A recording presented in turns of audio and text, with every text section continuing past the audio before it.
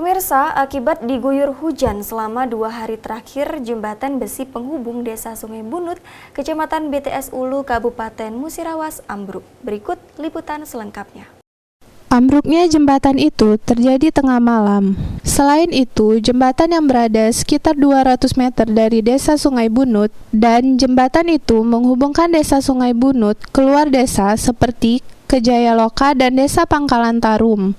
Selain itu, longsor tersebut mengakibatkan jalan penghubung kecamatan tidak dapat dilewati oleh mobil truk, hanya mobil yang bermuatan kecil dan sepeda motor saja yang bisa lewat. Kepala BPBD Musirawas, Haji Darsan, mengatakan, saya bersama instansi terkait seperti PUBM sudah meng-cross-check ke lapangan dan saat ini telah dibangun jembatan darurat. Jembatan tersebut dibangun oleh warga dan perangkat desa Sungai Bunut. Selain itu, dalam waktu dekat jembatan segera dibangun secara permanen sebab pihak PUBM telah cross-check ke lapangan.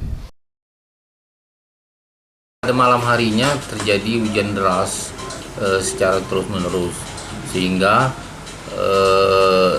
ada aliran sungai itu